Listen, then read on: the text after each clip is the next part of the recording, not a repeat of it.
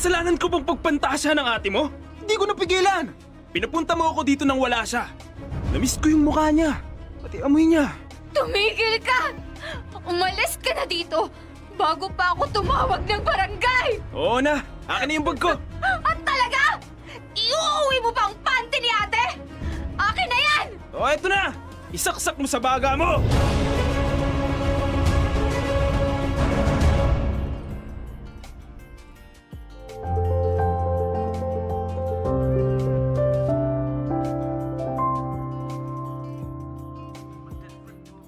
Anong pinapanood niyo, love?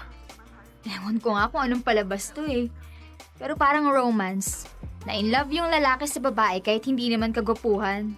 Parang tayo pala yan ah. Sira? Anong parang tayo? Pogi ka naman ah. Maxine! Maxine! May tumatawag ata sa'yo, love. Hayaan mo na. Si ate lang yun. Maxine! May topak na naman siguro. Maxine, ano ba? Hindi mo ba ako naririnig? Aray! Ate, makakurot ka naman! Kanina pa kita tinatawag. Sino na naman ba yung kausap mo sa cellphone? Secret! Bakit ba? Ano bang kailangan mo? Aalis ako. Pakilabhan mo na lang yung mga damit ko, ha? Wala na akong panty na maisusuot bukas. Ano ba naman yan, ate? Oh, magrereklamo ka? Eh, paano kung isumbong kita kay mama na may katelebabad ka? Boyfriend mo ba yan? Oo na. Si Lloyd, boyfriend ko. Aba! Eh, bakit hindi mo pa dinadala dito sa bahay para makilala namin? Saka na. Malapit na rin naman ako magpaalam kay mama. O siya, yung bilin ko ha. Unahin mo yung panty ko ha, alis na ako. Hello, love? Kulit ng ate ko, no? Cute niyo namang magkapatid. Ganun talaga dito, love. Madalas gusto naming magsakalan. Pero kapag wala ang isa, naghahanap pa naman. Sweet mo pa rin kahit naiirita ka. Sige na, maglaba ka na raw. Baka mapagalitan pa tayo. Hindi pa nga nila ako kilala. Bad shot na agad ako sa pamilya mo. 5 minutes pa. Oo nga pala, love. Narinig ko kanina. Kailan mo nga pala ako dadalhin sa inyo? Para makilala na ako ng pamilya mo. O baka ayaw mo makita nila ako. Hindi Sige. This Saturday? Sure yan, ha? Oo. Para din kapag lalabas tayo, hindi na mahirap magpaalam. 'Di ba? Tama. Sige na, love. Laban mo na yung mga panty ng ate mo. Sira. Sige na nga. Bye. I love you. I love you too.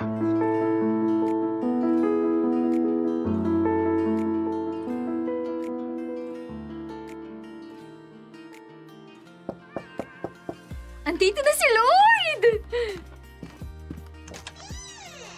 Hello, love. Halika na. Pasok ka.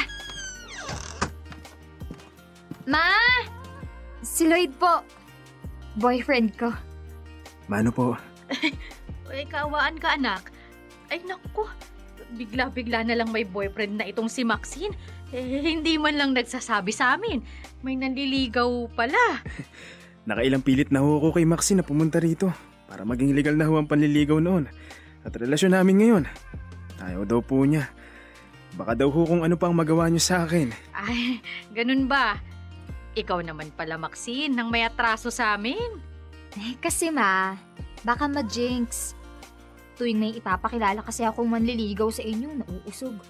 Kaya ngayon, ipinakilala ko na nung kami na talaga. Ganun ba? Oo siya, tatapusin ko lang tong niluluto ko para makakain kayo. Buksan mo muna yung TV. Maxine, manood muna kayo dyan. Okay, Ma. Salamat po, tita. Maxine, nakita mo ba yung... Oh, sino to? Ate, si Lloyd. Siya yung katalibabad ko palagi. Yung boyfriend mo. Yes! Hello po. Lloyd po. Nice to meet you. Nice to meet you too. Mabuti naman at nagpakita ka na. Hindi yung sa cellphone lang nilalandi yung kapatid ko. Ate naman. Gaya po ng nasabi ko na kanina kay mama nyo, lahat po yun ay kondisyon ni Maxine. Kaya nung pumayag na siya na dumalaw ako dito sa inyo, hindi na ako nagdalawang isip. Gusto ko na rin po talaga kayong makilala. Wow, ang taray ha. May prepared speech si kuya. Kasi ate. O siya, aalis na ulit ako. tatanungin ko lang sana kung nakita mo ba yung red shorts ko? Hindi ate, baka si mamang nakakaalam. Ay, sige. Mamaya na lang pag-uwi ko. Kayo nang bahala dito, ha? Ingat po. Ate mo yun? Oo. Bakit parang gulat na gulat ka? Mukha siyang artista. Anong ibig mong sabihin? Ako hindi. Hindi naman sa ganun. Magkaiba lang talaga kayo ng ganda. So, hindi ako artistahin. Love, makinig ka. Yung ganda ng ate mo, pang-artista. Yung sayo, yung tipong ipagdadamot ko sa mundo. Dahil ikaw lang ang meron nun. Unique. Gusto mo talaga akong ipagdamot ah? Malamang, akin lang ang babaeng nagmamay-ari ng mukhang yan. Oh, ready ng turon. Dear love, matagal kong itinago ang relasyon namin ni Lloyd sa pamilya ko. Palagi kasing nauudlot. Parang nababati tuwing ipinapakilala ko agad kahit manliligaw pa lang. Kaya inantay ko muna na maging sigurado. Makampante na ako sa boyfriend ko bago ko siya tuluyang ipakilala sa pamilya ko. Nang makilala na si Lloyd nila mama, tuwang-tuwa sila sa kanya. Wala silang tutol. Walang humadlang. Sa madaling salita, gusto nila si Lloyd para sa akin. Na mas lalo kong ikinutuwa dahil agad niyang nakasundo ang pamilya ko. Ang totoo, halos araw-araw na siyang dumadalaw sa amin. At pag dumalaw, laging may bit-bit na pasalubong. Ang saya lang, kaya isang araw, nagdesisyon ako. Papupuntahin ko si Lloyd sa bahay kung kailan wala si ate at si mama. Para, alam mo na, ma-level up ang kung anumang nasimulan namin.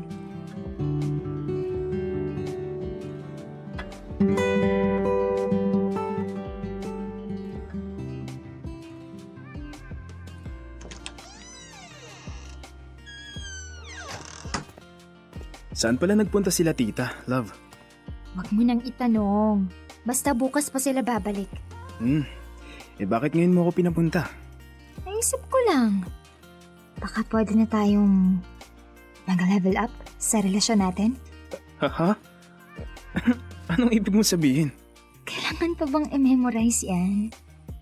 Love, bakit ka naguhubad?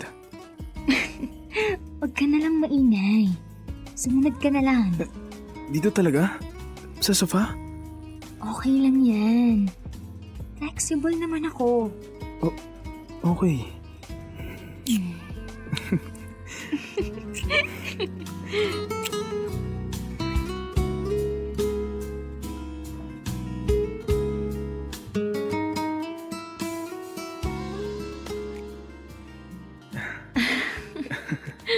Totoo nga. Flexible ka nga. Ikaw din naman pala. I guess. Match talaga tayo. In every way. Love, pwede bang umisang round pa tayo? Parang bitin pa ako. Grabe ka naman. Nag-crave agad. Sige, mag-freshen up lang ako. Then go ulit. Mm.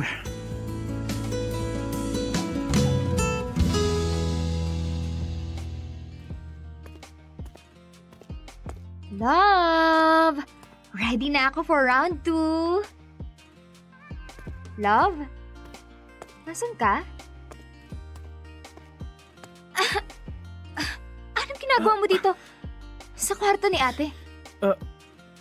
Nakabukas kasi. Nakita ko tong mga pictures nyo. Ang cute mo nung bata ka. Yan. Oo. Love na love ako ni ate noon. Tingnan mo, halos lahat ng pictures niya kasama ako. Wala rin halos nagbago. Pareho pa rin ang mga mukha nyo. In love ka talaga sa akin, no? Oo naman. Ngayon lang ako nakakita ng baby picture mo. I love you. I love you too. Love, sa kwarto ko na natin ituloy. Baka magalit si ate pag nalaman na pinapasok kita dito. Okay lang yan. Hindi niya naman malalaman. Tsaka, andito na tayo.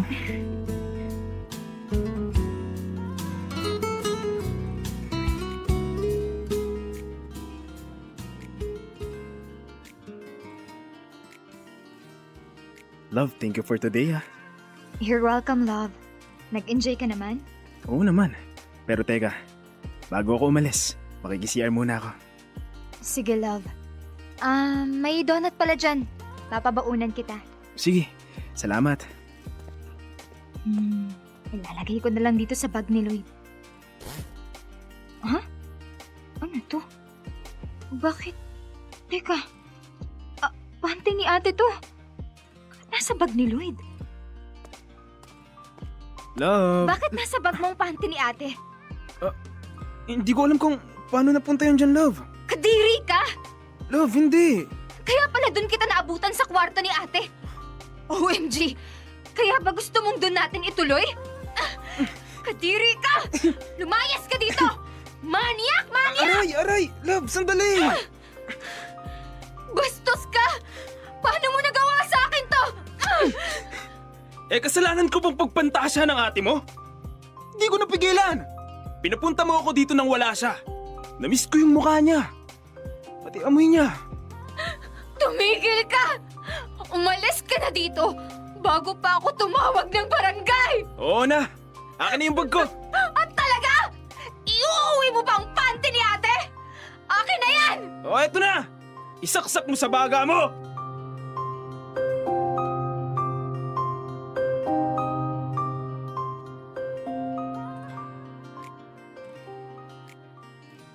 Dear love, yuck! Para akong masusuka dahil kay Lloyd. Buong akala ko, patay na patay siya sa akin. Kaya halos araw-araw siyang dumadalaw sa bahay. Yun pala, may lihim na siyang pagnanasa kay ate. Hindi ko yun pinalampas. Pero hindi ko na rin sinabi kay ate ang buong nangyari. Ang sabi ko na lang, kaya hindi na bumalik si Lloyd ay dahil hindi talaga kami magkasundo. Tinapon ko na rin agad ang panty ni ate na pinag-awayan namin ni Lloyd. At mula noon, araw-araw akong tinatanong ni ate kung nasaan na napunta yun. At sa tuwing nagtatanong siya, parang may parte sa akin na muling nasusuka. Hindi lang kay Lloyd, kundi sa sarili ko. Dahil pinili kong itago ang totoo. Ikaw, Lloyd, pangit ng trip mo!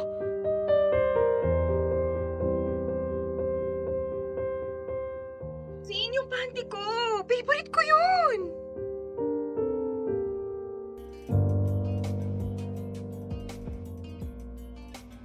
Dear Love, araw-araw sa Love Radio.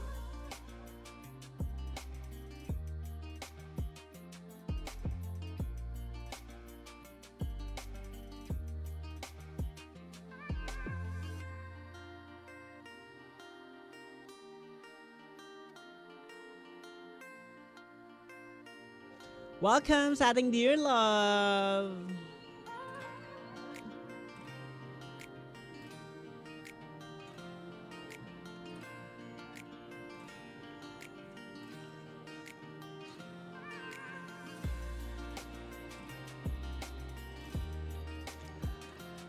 At iyan ang kwento ng ating Dear Love ngayong Feel Good Wednesday. Ayan.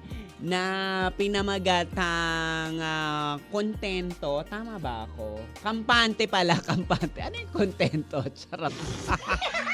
Kampante na pinagbibidahan ni Maxine and of course si Lloyd. So sila ay magjowa. Ayan.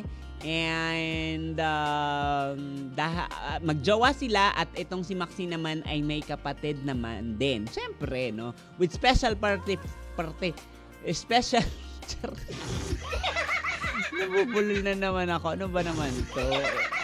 Anong Wednesday talaga? Anyway, ayan na. So, with special participation ng kanyang Ate Ru. Ayan. Hello, Ate Ru. Na ay, base sa description, pang-artistahin ang mukha. Siguro para siyang mala Ann Curtis. Okay, mala Mama Morena. Ganon. Charot lang. Ambisyosa, ano? So, parang celebrity face, ganyan. So, anyway, ayan. So, magjowa nga sila And then eventually, naging komportable na itong si Maxine sa kanyang jowang si Lloyd.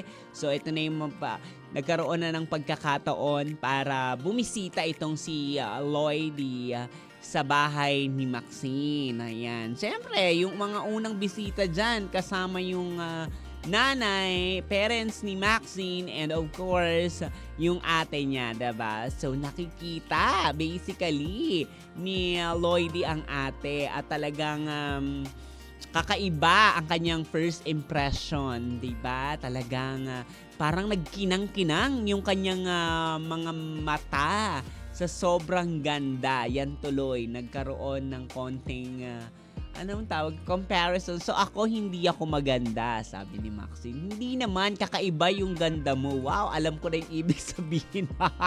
Exotic ba yan? Tsare. Hindi ba? Pero siguro di hamak talagang medyo nakakaangat-angat talaga yung ganda nito. As based sa description, mukhang celebrity. O, diba? Abay, kung mukhang celebrity, galing. Ganda mo, girl.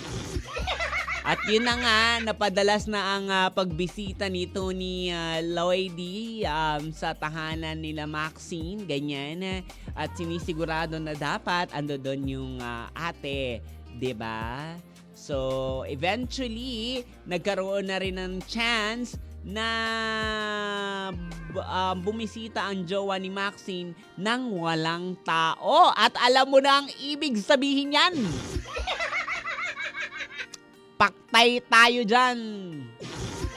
Mukhang may magkakaroon ng diinan. Yung mga ganyan na yung jowa mo, pinapunta mo sa bahay mo, tapos walang tao. Nakaw! Alam na natin na ang mga eksena ng ganyan. Aminin nyo yan. Hindi ba? Talagang dyan nyo mararanasan na ang talaga namang kakaibang init sa katawan. Ayan, in short, may nangyari na nga sa kanila. Hindi lang round 1. Abay, nag-round 2 pa, no? Ang tindi nyo rin. Grabe, sinamantala yung walang tao sa bahay, ano? So, yun. And then eventually, doon na nga na-discover ni Maxine na may jowa, na iba yung pagnanasa niya dito sa ate. Biruin mo yung panty. Aba, anong gagawin mo sa panty, aber? Aamoy-amoyin? Ano kayong panting kinuha? Yung gamit? Yung hindi hugas? O yung nalabahan na? Abay, taray naman pala. Hindi hindi yan nakaka-respeto sa jowa, diba? Tama naman din talaga yung ginawa nito ni Maxine na tuluyan ng itigil yung kanilang relasyon. Kasi walang respeto. Day, nasaan ang respeto? Hindi ba? Ang taas, ang high pitch niya. Well, may mga ganun ata talaga, no? Na may mga pagpapapantasya sa mga kapatid. Kahit ako rin naman dati. Hindi ko naman jowa, pero pag napupunta ako sa mga friendship na baler, parang, ay, ang gwapo naman ni kuya. Hey! Ay, nako. But anyway, tama lang yung ginawa na wag nang ituloy ang relasyon dahil because baka yan pa yung maging minsan ng hindi pagkakaunawaan, hindi ba, ng magkapatid, hindi ba? Pero nakakatrauma din naman yan, yung mga ganyang eksena. Sana naman itong si Lloydie matuto na sa nangyari. Ay, nako. Grabe naman. O siya, kabisyo, tuloy natin ang ating magandang kwentuhan sa Facebook Live, sa Love Radio Palawan, or sa aking Facebook page. O siya, kabisyo, dyan ka lang sapagkat dito lang kami.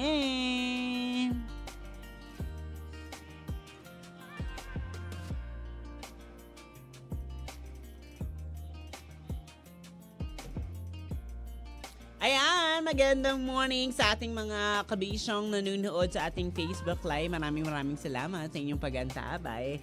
And of course, ayan, yung nga yung kwento, no? Grabe naman talaga, yung mga pagnanasa. Grabe. Ano kaya? Ang bastos, diba? Medyo nakakabastos yun sa part ng jowa, diba? Kasi, anong gusto mong patunayan, diba? Parang, minahal, parang walang pagmamahal sa ganong mga eksena. Diba? Hindi maganda at hindi maayos na kausap at kakaiba din talaga yung trip mo, Lloydie. Grabe ka. Ay nako. Charot. Diba? Pero yun, wala na, masama ang magnasa ha. Magnasa, tama ba kung magpantasya? Hindi ba? Para, masama yan. Of course, paki-confirm muna po pala. Pero alam ko masama ang magnasa ng iba. Lalo na kung meron kang asawa or jowa, hindi ba? Masama yan. Parang it's another form of cheating. Hindi man directly, that's indirectly cheating. Diba? Pwede nating ipasok doon sa pagiging micro cheating. Hindi ba? Why not? Diba? Kahit na rin naman single ka, huwag ka rin magnanasa sa ibang tao. Hindi maganda yon. Pero, sa mundo kasi natin na iniinugan, hindi talaga maiiwasan yung mga ganyan. 'Di ba? Lalo na kung talaga namang sobrang hotness ng pagnanasahan mo at i-imaginein mo, 'di ba? Wag mo nang i-level up yung imagination. Pwede siguro yung mga pagnanasang yung imagination na siguro you're holding hands while walking, ganon. Diba? Habang nakatit ka, saan magka-holding hands kami? Sana siya yung nagsusubo sa akin ng kutsinta, ganon. Charot. Diba? Mga ganong eksena. Ako, to be honest, nagkaroon naman ako ng ganyang pagnanasa, 'di ba? Lalo na kung talagang super crush, hindi ba? Pero yung imagination ko is that it's more of like sana magkasama kami, sa what if magka-holding hands. Yun yung mga nasa isip ko, 'di ba, na tumatakbo. 'Di ba? Yun. And usually may mga ganyang hindi magandang pagnanasa, lalo na kung hindi natin alam, 'di ba? Yung iba picture, 'di ba? Yung picture ginagawang object para sila ay makapag something, 'di ba? Yun na yung masama. 'Di ba? Hindi maganda i-inculcate yun sa utak. Pero yung mga pasweetam na imaginations, okay lang naman siguro yun. Lalo na kung crush mo na parang nag-what if ka, ganyan. That's fine. 'Di ba? Hindi mong makakasabay mo sa jeep yung crush mo, ganon. Diba? Imagine. And, mag-imagine ka kung wala kang commitment. Kasi pag may commitment ka at nag-i-imagine ka, yun yung hindi maganda. Diba? Ako, grabe naman talaga. Sana may natutunan kayo sa kwento ng ating Dear Love. And, hopefully, yung mga jowa nyo, walang pinagnanasahang iba. Wag nyo silang hayaang pagnasahan ako. Eme! Wow! Apakaganda mo, mamura. Apaka-hotness mo. Uy, meron, no?